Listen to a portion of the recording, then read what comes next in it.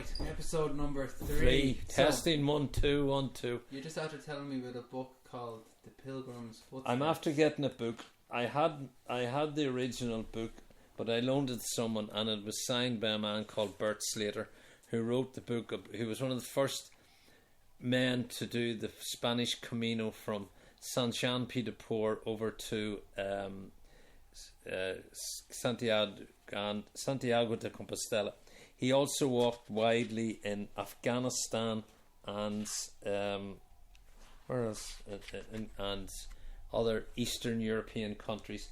I gave my book away to someone one time and I didn't get it back. So you had this book before? Yes, and Lara and Brian had this one, and I was talking to them about it, and they brought your it up. Friends, right? They told me I could keep it. All right, let's do this episode about walking then. When were you first interested in walking? I know you talk about walking to the church in the hot snow with no socks on, but tell us about that first of all, and then how did that spark your interest in walking? We used to have to walk from our house when we went to secondary school, as it was called, up the Glen Road, up into the Christian Brothers, and you had to walk back. But in why I got involved in the Camino walking was I was driving home one night and I heard this ad on the radio. Would you like to walk on the ancient pilgrim's way to Santiago de Compostela in honour of St. James, who is the patron saint of Spain? Mm-hmm. And it was an aid of MS to fundraise money for MS, and Loretto, my sister, had MS, so I rang them up and said yes, I'd be interested in doing it, and I did it. And I went on the first pilgrimage with a fellow called John Lawler from Skerries. He did it as well, and the Lions group in Skerries sponsored us for a lot of the money for it. What's the Lions group? The Lions, do you know the Lions Club? As in the rugby? No, they were they're an organisation of men get together to fundraise for charities. Right. And Sean Lawler, John Lawler, who owned Milverton. No, John, who owned the shop, the restaurant. What restaurant? John, as in Pasta Pizza. Yeah, Pasta Pizza. I went with him on that. Right. So that's the dog squeaking in the background. That's Ronnie Drew, my puppy. You got into walking. Now, do you know that the Camino was originally it wasn't a pilgrimage. There was too many prisoners in Paris, so they used to send prisoners. Yes, they sent them. You had a choice. You either went to prison, or you walked from Paris to Santiago de Compostela. Across the Pyrenees and across the north of Spain. It does across the French Pyrenees down into Saint Jean Pied de Port, and then over in through Burgos, Lyon, and what's the famous town where the bulls run in Pamplona. Pamplona, yeah. And then in the name is Camino is the Spanish for walk. Mm-hmm. Santiago is the town, and Compostela is the Spanish for passport. So as a convict, as you went through each town, you got your Compostela stamped. And it was like a leather patch. On your belt, right? And then you got to Santiago, and then you had to walk back. Mm. Now the history of St. James. St. James was one of the apostles. He was the brother of James, John the fisherman, and Zebedee, not magical roundabout Zebedee, the other Zebedee, and he was a Moor slayer. He was part of Herod's conquistadores, who rampaged all over the Roman Empire, stole all the gold from the Incas and all the other ones, and put all the gold in their churches because nobody would steal gold out of a church.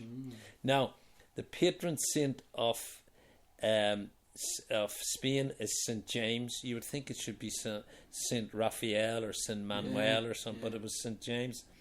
And the original starting point for the original walk was St. James's Gate in Dublin. What? Yes, that's what it's called, St. James's Gate. No way. So that was the old Roman road. Oh wow! Yeah. Now I did the Camino 3 times, but I did other walks for MS. So where else did you go? You did the Camino 3 times. Did you do them back to back or We did them back to back, so we covered the whole distance. every year? Every year for 3 years. And then... And that was in aid of MS. Why did you choose MS? Because Loretto had MS. Who's Loretto? My sister. So your sister had MS? Yes. So why did you Because tell us a bit about that? But that was the reason to do it. That was the motivation to How go would on. you raise money then? Asked people for money. Do you just ring around? I wrote letters to different companies that I worked with that supplied me Anitas and different people, and I got the money, no problem. Did you get much? I think it was €3,500 you had to do to collect to get there. And did that pay your way, or did you pay your way? Well, you had to pay your own for your Rioja for your Rioja wine. Then you had to pay. So then I did other walks. I did a walk in Okay, so you did the Camino 3 times. Camino 3 times. Then I did South Africa. That was it not Arizona first? No, I did South Africa next, which was from where do we see? It was through the Grand Canyon. No, Grand Canyon's in America. Oh, sorry. Sorry. It was from Durban. From Durban we started in the Nazula Quatal region of Durban, and walked down into the what's it, down into Stellenbosch, the wine growing region. From Durham, yeah. From Durban. Durban. And what kind of shoes were you wearing? What kind of kilometres were you doing a day? I think we did 20 miles a day. How many kilometres is that? 36. Yeah. And then we stopped halfway, and then the bus would meet us, and they'd bring in rolls and cheese and stuff like that. And then we went down to the And how many of you were there? There was up to 60 of us at times. Jeez, and all men or women? All men and women, women, and whatever else you could. Priests, there was even priests on it. Oh God, sounds like no crack at all. The priests were better cracking. And your man was on it, Frank Kelly, the actor. He was in South Africa. He was in South Africa. And he's Father Jack. Jack from. And is he just walking around all day going drink? He didn't turn up for the first week. No. And then he was good fun. He's mad as a brush. He's a bit posh, right? I was terribly grand. And I said to him, Frank, where did you get the terrible grand accent? He said, Len, this is my theatrical accent. And would he have known you? No, never met him in my life before. Would he know your name? Yeah. Well, he would have known it by the end of the Camino, or the end of the walk. Now, the next one, I did one. Tell us a little bit about South Africa. So, you took a plane one day.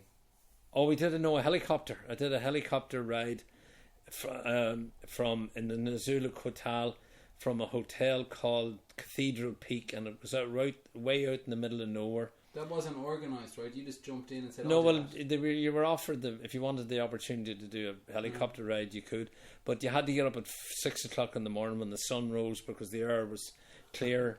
And then we got into the helicopter. I got in with 3 women, and this lad arrived at 6:30 in the morning in a helicopter, and he pulls up in the helicopter, does he? He landed in the helicopter, and he got out, and he looked about 16. And he had Ray-Ban glasses, white shirt, epaulets. He had the gold watch, and we got into the helicopter. The 3 women got in the back. He weighed you first, right? And I got in the front beside him, and I put the headphones on. He weighed you first, right? Oh, will you give your approximate weight? And didn't the women say 150 pounds? He's like, I'll put you down for 200. No, he didn't. Where does he get these things I thought that was a story. No, he said he got in and he said to the people, "Have you ever been in a helicopter before?" And the women said no. He says, "What is your name?" I said, "My name is Len." He says, "Okay, Len, we will give the girls the ride of their life." So he took the helicopter up the mountain, above Tabletop Mountain. Above Cathedral Peak Mountain. Because when you looked up the mountain, you thought there was a cathedral up there, but it wasn't. It was just the shape of the mountain. And he turned the helicopter round, and he tilted it, and he says, "Right, now we go for the ride." And he went down the mountain. It's like that. It's vertical almost. So he just dropped down. And the women screamed like you never heard people scream. And I was sitting there, and the sweat was pouring off me. And I said to him, "Are we going to crash?" And he says, I have no intention of crashing this aircraft. It is not mine. So anyway, we got back. But that was a marvellous. We went right down into the Cape of Good Hope, where you could see where is that? Is that in the very southern point of... Is it in Cape Town? Or? In Cape Town, yeah. So what's the difference between Tabletop and Cathedral Well, Peak? Tabletop is the mountain that sits above Cape Town. And where's the Cathedral Peak? Cathedral Peak was up in Durban. Oh, it was in Durban. In the Nazulu Quatal. The Nazulu Quatal was immortalised in a film called Zulu. Zulu, yeah. Yeah. And that's where you... Which ironically is based in Kenya, right? I don't know about that. And so you kind of did a walk, and then the next one I did was you drove around doing walks in different places. You weren't exactly going from start to finish like the Camino. No, we were picked up every night and brought to a different starting point. Okay. And one day we had to go to a township because there was a favela, like a shanty town. Yeah, they stretched for miles and miles, thousands of people living. There was terrible poverty because there was a priest on the thingy, and a priest friend of his was the priest attached to the township, and he went, and we were all told to go, but like half of us didn't want to go. And I was with a fella called Pat Bissett, who was a real blading dub, and Pat says to me, I'm going to no mass. I said, Pat, you have to go. So we all got on the bus. We went to a mass, and we went to a mass in the township, and the priest got on. He says, now I can assure you people, there will be no problem with any personal effects left on the bus. It will be as safe as sound. When we come back to the bus, there was nothing on the bus bar the shell. The wheels, the windows, everything was gone. Really? Yeah, and everything that we had inside it was gone. Oh no! What did you lose? I didn't lose anything. Some people lost boots and sticks and stuff, but we got most of it back. And then the next trip I went on... Was it a good mass? I don't remember. What was the gospel? I don't know. Okay, right, The next trip I went on was on the Grand Canyon trip. All right, over to Arizona. Is it over to Arizona? Yeah, Arizona. And we went. Where did you fly into? We flew into Salt Lake City. No, we flew into Los Angeles. LAX. And then we flew up to where's the gambling done? Las Vegas. Las Vegas. Yeah. And then we walked. We did several different walks, and on one of the walks we did was trips was down to Nevada, to Monument Valley, where all the John Wayne films were made. Right. Yeah. The Searchers, She Wore a Yellow Ribbon, all those. Now, as a young fella growing up in Belfast, we used to go on a Saturday afternoon to. Can you imagine Belfast? There was nothing in it. Derelict back streets, kitchen houses, but right in the middle of Beachmount was down the Glen Road was a cinema called the Broadway, right in the middle of Belfast. Now every Saturday afternoon you went to a film, and it was usually John Wayne with the cavalry, and John Wayne shooting Indians, as he called them, Injuns. Now the film used to go, and then 5 minutes before the film would end, all the wagon train was all circled, and the Indians were charging around going and all this, and they were killing all the people. And the next thing you heard in the background was and this was the cavalry coming over the hill, and the whole cinema would go and John Wayne would save everybody, and that kept us going for the rest of the week. So I got to Nevada, but the problem with Nevada was Nevada's a dry state, and you're not allowed to buy any booze. Really? Yeah. To this day? Yeah, it's a dry state. There's no drinking. You can't have a pint. You can't have any drink in Nevada. Shite. Jesus. You can't have any booze. So then we ended up in Las Vegas, and I didn't like Las Vegas. It was terrible. Is that a state or is that? It's a state on its own. Yeah, a terrible place. But it was very good. So that was the last walk I went on with MS. I didn't do any more MS. But I used to do another walk once a year. I did it for about 4 or 5 years, called the West Highland Way. In Ben Nevis, right up. Where from Glasgow right up to Fort William, and we climbed Ben Nevis. How often did you do that? I think I did that about 5 or 6 times, and I did it with lads from Scaries. I did it with Tommy Hanratty, the chipper. guy. And What time of year did you always? You have to do that around May because you can't do it between June and September because because there's the midgets. Oh, yeah. You can't. And how far is that then? It's about, I suppose, it'd be the guts of 100 miles. It's the whole length of Loch Lomond. Did Beautiful. You have to wear a kilt? No. But and you didn't have to. So the entire time you didn't have to eat haggis either, Jimmy. Sorry, excuse me. You did the whole time you're telling us this story. You've got your knee up on a footstool, and you've just got a knee replacement. Yes. So They were selling them in little two for the price of three for the price of two. You went for milk and you came back with a knee replacement. We came back with honey. So, do you plan on taking that knee back to Ben Nevis or to the Camino? No, I don't think I'll do any more major walking again. Nothing. No, I've done all that. You walk the Green Mile and that's it. I'd like to have at one time walked the whole Camino, but it takes about 3 months. You can do it on a bike now, isn't it? Yeah. E-bike. No, my walking days, I fear, are done. I did enough of that in my time. Single best memory of walking. What is it? Well, I suppose in the early days, as a kid, walking up in the Black Mountains in Belfast, which I have a book I'm holding at the moment. Book, Back to where Bert Slater writes about walking in the Black Mountain and cycling in the Black Mountain. It overlooks Belfast. It's part of the mountain. Is it in Antrim? No, it's in County Antrim. Yeah. It overlooks Belfast. So I suppose those memories were great as a young fella in the cycling. Single worst memory of walking. Walking? What was the worst night you ever had? The first time in the Camino when it rained for 3 days and you had wet boots and a sore throat and I thought you were going to say every time you had to come back here. No. So that's where the walking started and ended. But in those days, in the younger days, I cycled as well. I did a lot of cycling, and I was a Northern Ireland schoolboy champion at one stage, and I used to cycle. Weren't we all? Well, no, you weren't. Here's a question for you, right? But just to go back to the walking. When you were in South Africa, Louise's father died. Louise's father died. How far into the trip were you then? About 4 days. Kevin Brannigan. Oh, only 4 days out of 3 weeks. Out of 2.5 weeks. Oh, Jesus. And what was your thoughts there? I was going to come home, but I couldn't get home. Oh, yeah. I would have had to fly to Australia, to Sydney. Jesus. And then fly from Sydney. They would have done it, but it was the only flight I could get. And then what, did you just call up the airport? Or did the woman that organised the trip, a lady called... what did you call it? She died recently. Lorna Mitchell. And you stayed in contact with her?